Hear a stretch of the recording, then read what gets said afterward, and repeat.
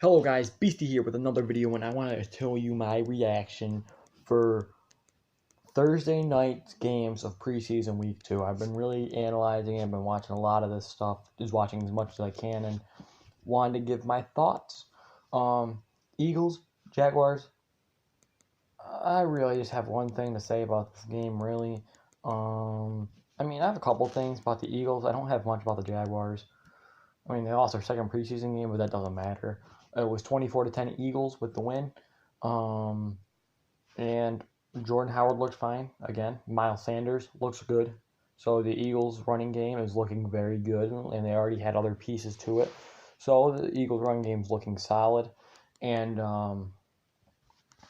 you just got to hope Carson Wentz doesn't get hurt. Their backups right now are dropping like flies. Cody Kessler got hurt. Last preseason game, Sudfeld got hurt.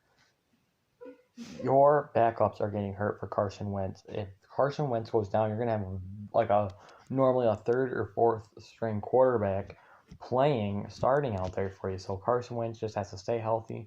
And Eagles could be a lot better than what I was expecting. Honestly, did not have high hopes for the Eagles.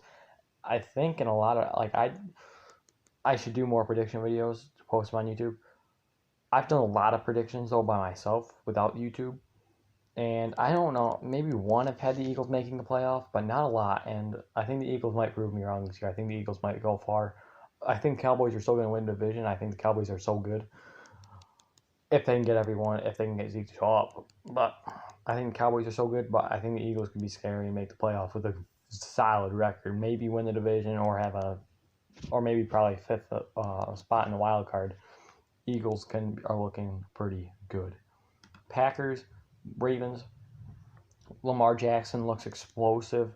Gotta mention that. Lamar Jackson looks very explosive still. There's Deshaun Kaiser should be the backup. Tim Boyle played a little bit better, it looks like. But Deshaun Kaiser should be the backup quarterback for Aaron Rodgers, and once again, not a lot to say about this one. Nick Boyle, Hayden Hurst, didn't do much. Yeah, I'm not worried about it. I actually didn't watch those highlights. I should have watched them before making this video. Next up, Bengals, Redskins. Do have a lot to say about this game. Ryan Finley. I like him a lot, and I think he's honestly competing with Andy Dalton right now for the starting spot. He won't start week 1. I don't think Ryan Finley will go out there and start week 1. But I think Ryan Finley's good enough to where he could be starting this season. That's why they drafted him, because there was a lot of questions on Andy Dalton. And honestly, I was thinking Bengals might take a risk and draft a quarterback in the first round. So, that's how little faith I have in Andy Dalton at this point. Andy Dalton, it's not that I don't have faith in Andy Dalton. It's just the fact that he brings the same thing every year. He's not great. He's not one of the best ones. He's not horrible. He's just okay. That's always been Andy Dalton throughout his entire career. He's always been just an okay quarterback. And so I wouldn't mind seeing them chance Ryan Finley. The thing with Ryan Finley, though, is that we all have to take away, he had a good completion percentage. He went 20 for 26. That's pretty good. Say he threw 4 more passes and completed all 4. He's at an 80% night. So I don't know how much 26 is. I could probably check real quick, but I don't care enough to check. It's a good completion percentage. I think it's in the 70%. He had a very good day, but if you gotta look, he completed 20 passes and only threw for 150 yards. So taking that in, that means he's throwing on average just over 7 yards a pass. And that's even with the receivers catching it and running a couple extra yards. That's not even just throwing in the receiver catching it. That's just him throwing it to a receiver and the receiver gets it. And on average, it was just over 7 yards per completion. So looking at that, he has a very good completion percentage. He threw 2 touchdowns. He had a good day. He had a very good day yesterday. He's throwing very short passes. The Bengals are giving him easy reads. Like I said, I want to see him this year, but he was given very easy reads yesterday. They gave him very simple passes. I was watching highlights. I wish Ryan Finley was drafted higher because I can't watch all these games, obviously. I can't watch them all. And I don't have NFL Game Pass, which I want really bad. But, like usually for Dwayne Haskins, Daniel Jones, and Kyler Murray, since they were drafted very high in the first round, it goes, look at every single Kyler Murray run and pass. So it basically, besides when Kyler Murray was just handing the ball off, it showed all of his plays. Besides, like I said, besides when he handed off to like David Johnson. Since Ryan Finley, though, was held back a couple rounds in the draft, one of those, at least when I was checking it all out this morning, Ryan Finley didn't have one of those, and that's what I wanted to see. Because like I figured he was throwing a lot of short passes, so I didn't see his film. But from the highlights, I saw one mediocrely far pass with 15 yards. But like in the highlights, he was just dumb. He was just throwing small passes. I'm not saying that's a bad thing.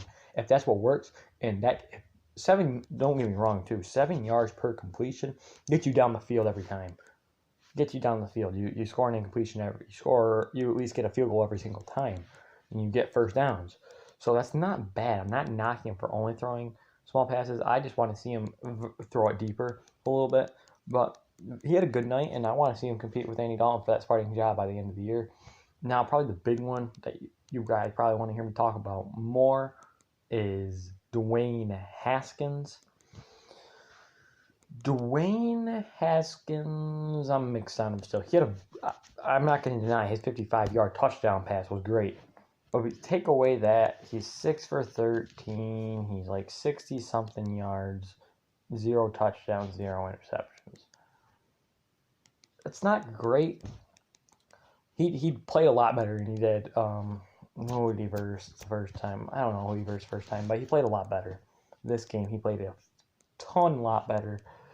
And I'm proud of him for it. Dwayne Haskins deserves to fight for the starting spot. But right now, I still think you should sit him back a little bit. I don't know. I haven't obviously been able to watch training camp, so I don't know how much he's doing better in Case Keenum. Because apparently, I didn't even know this, but I thought I knew Colt McCoy wasn't playing, but I didn't know Colt McCoy wasn't playing because of an injury. I thought maybe he was just way outperforming them in training camp. Apparently, he was injured. And so right now it seems like the competition is going to be between Dwayne Haskins and Case Keenum to start week 1. Like I said, I haven't watched training camp. I don't think Haskins has showed me enough, though, to have him start week 1. I'm kind of one of those guys where you should sit your rookies. In the beginning, I was honestly saying, just put Dwayne Haskins out there. None of the other guys impress me. And I don't like any of the other quarterbacks enough. Throw the rookie out there. He's going to have a rough season anyway. Just throw him out. Right now, I'm saying develop him, though. I think Dwayne Haskins is one of those guys that could be like Patrick Mahomes, that could be crazy good after a year of development. I'm saying develop Dwayne Haskins. Don't go crazy. And that's... Okay, I got to mention Adrian Peterson, too. Adrian Peterson's an animal. He's going to be... He should be in the conversation as one of the best running backs to ever play this game. He's be in conversation to be the best running back to ever play this game. How old is Adrian Peterson? I actually am going to look this one up because I'm interested enough. Adrian Peterson age. Adrian Peterson. I type slow. Okay, he's 34. He's 34. That means he was 33 last season. He put over 1,000 yards in last season. He's looking good in preseason. I know it's only preseason, but he's looking good this season. Right now, through the preseason, he is good. Adrian Peterson is phenomenal. I think he's going to have another good year. All right, Jets-Falcons. Jets are going to be a good team. I said they were going to be a playoff team this year. Maybe, and probably not on YouTube, but when I do my separate predictions, I've pretty much stated in those I think to myself and tell my friends, I think the Jets are a playoff team. I always keep putting them in the 6th seed. They might even make a fight for the 5th seed this year. I think they're going to be really good. Their defense is looking good with Jamal Adams and Quinnen Williams. Looks like a monster. Sam Darnold and the offense is looking very good. And they don't even have Le'Veon Bell out there, guys. They don't even have Le'Veon Bell. I'm not going to be a guy either that spices up every single team, because I'm going to be obviously every single team can't make the playoffs. Some teams are going to be bad and have 3-13 records. The Jets And the Jets, though, I think they're a playoff team. They're one of the teams I'm very high on this year. I'm high on the Bills, too, just I don't know if they're playoff good this year. Especially Josh Allen did not impress me in the game against the Colts in the first preseason game. We're going to see he's going to play again tonight against the Panthers. I think a lot of starters are going to be played on the Panthers, speaking that they're playing Cam Newton this week. I think they're going to probably play a lot of their defense, so I want to see how Josh Allen does those first couple of drives. But Jets, we're talking about the Jets right now, and their offense looks really good, and that was without Le'Veon Bell. Sam Darnold played good again, 5 for 7, 46 yards in one drive, and I didn't really see his incompletions. I don't know how bad they were, but I know Sam Darnold's completion looked very good, and Ty Montgomery's seeming like he's going to play a very good I'm not even going to say backup to Le'Veon because I don't think he's going to play that role this year. I don't think Ty Montgomery is going to play a backup. I think he's just going to be interchangeable. I was watching Good Morning Football, and they do spark a lot of my thoughts, too. Go watch them. They're phenomenal. I love Good Morning Football. But I think Ty Montgomery is going to be interchangeable with Le'Veon Bell. Yes, he's their backup. If they have to say, do we put Le'Veon or Ty Montgomery out here, they're going to say Le'Veon, and Le'Veon's going to be number one on the depth chart. But I think he's going to play more of an interchangeable role, maybe throw double backs in there instead of just being a pure backup. And the Falcons, I watched once again, I saw some Good Morning Football though, from this morning, and they're right. Their offensive line looks bad. Like, I was going to say scary, but usually when I say they look scary, I'm usually saying scary good. It means they're going to be phenomenal. I was going to say that for the Falcons, but it's not good. It's bad. Matt Ryan should be scared. Matt Ryan is oof. And that's another thing. I get from what I'm seeing their point of view. Like I said, Good Morning Football. This is basically their third preseason game, so that's why they're throwing in. They want to see more action from him. I'm sorry, Matt Ryan. Like they have a stacked offense. Don't ruin it by having Matt Ryan get out there. Like, I'm sorry, like, their backups are not some of the better ones. I mean, Matt Schwab's had a pretty decent game, and Matt Sims is nothing special. Oh my God, they're all Matts. Matt Ryan, Matt Sims, Matt Schwab. What? But, your backups aren't special, so don't risk Matt Ryan going out there and getting hurt. Like, they played him way too long. Especially, like, I understand, too, if the offensive line is holding back and he's been pretty clean. He was not, though. Like, he was getting pressured and hit a lot in last night's game against the Jets. They shouldn't have done that. They should have taken him out sooner. Maybe put him in for a drive. I'm not really against it, but speaking that he's such a big part of their offense, Matt Ryan, I wouldn't have played him at all, personally, but they should have at least taken him out sooner. Now the last game, Raiders-Cardinals. Let's talk about the Raiders real quick first. Nathan Peterman. He knows how to light it up in preseason. He lit it up in preseason last year in Buffalo. That's why he started week 1 against the Ravens. He's lit it up in previous seasons in the preseason. Ooh, that flows. But he did that again, 8 for 8, 41 yards. Once again, though, like I said, Ryan Finley, if he's through 8 for 8 for 40 yards, it means 5 yards, 5 yards, 5 yards. But I want to talk about Mike Lennon and Derek Carr, more specifically Nathan Peterman. John Gruden, he should not make the roster. He should not make the roster. I know you might want to spark some attention or something to your organization. He should not make the roster. Mike Glennon is playing good. He's going to be a solid backup this year. He's a backup though, a solid backup. He should not start. Obviously, Derek Carr out because Derek Carr showed why he's the starter. He just threw 2 passes for 40 yards and a touchdown, making it look easy out there. Josh Jacobs was an animal out there.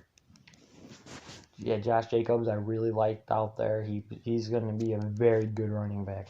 Even if he doesn't have a lot of break up 20-yard runs, 30-yard runs, he's going to have a lot of yards. If you just saw it, like Kyle Brandt was saying, like he didn't have any flashy runs, 7-yard run, 8-yard run. Those are very good runs. For a running back, if you're doing like 6, 7-yard runs consistently, that's very good. Like, yes, he's not going to break everyone for 7 yards, but if that's majority of them, they're 7 yards, it's a phenomenal run game to have. the Raiders fans could be very psyched up about Josh Jacobs. I heard John Gruden said that he expects him to be offensive rookie year, but I think it's going to be very hard to do with a quarterback starting in week 1 that's a rookie and the team they face against the Arizona Cardinals. Oh, I haven't said what teams won or lost these. I'll do that real quick. Ravens have won 15 straight preseason games, won 26-13. Bengals won 23-13 against the Redskins. Jets won 22-10 against the Falcons, and the Raiders won 33-26 against the Cardinals. But at one point in this game, it was 26-0 Raiders. And that's when Kyler Murray was in. But I'm not down on Kyler Murray at all. I still think he should be the starter week 1. If you want to play it really safe, I don't think Cliff Kingsbury's going to do it, but I guess you could start Brett Hundley. I say just start Kyler Murray right out the gates, because he's that guy I don't think is going to get much better sitting him like Baker Mayfield. If they sat Baker Mayfield last year, I think Baker Mayfield would have taken a huge step down. I think playing Baker Mayfield last year right away would have been even better for the Browns, and they might have been a playoff team last year if they did start him right away. I feel the same way about Kyler Murray. I don't think sitting him is going to make him be like a Patrick Mahomes. I think you got to play him right off the gate. The more play experience, he's going to get better. And so yeah, and it's the preseason. Who knows? And I saw this one I could have watched. This one was just on NFL Network, and I was able to watch it. And there was like a 3rd and 20. Cliff Kingsbury saving Kyler Murray's true tackles. He could have said, Kyler Murray, we're gonna show off your arm to the people, and you're gonna throw a deep one on this 3rd and 20 next to the goal line. Nuh-uh. He said we're gonna run the ball. So they're hiding Kyler Murray. I think Cliff Kingsbury going into these games is don't show him like anything. I think Kyler Murray's playing a lot worse than I think what he will be in the regular season. So when he went 3 for 8 for 12 yards, it's because I think Cliff Kingsbury is telling him not to do much. Yes, that was not good. Some of his throws were bad. What if Cliff Kingsbury told Kyler Murray to throw him bad? What if Cliff Kingsbury said, Kyler Murray, play bad. We don't want anyone expecting anything good out of this team. We just want to go blow everyone's doors off as soon as the regular season starts. He could be saying that. He could just be putting Kyler Murray out there to play just to get some action. I don't think Kyler Murray's in the bad at all. I still like how Kyler Murray throws the ball. Like I said, he was a little inaccurate last night.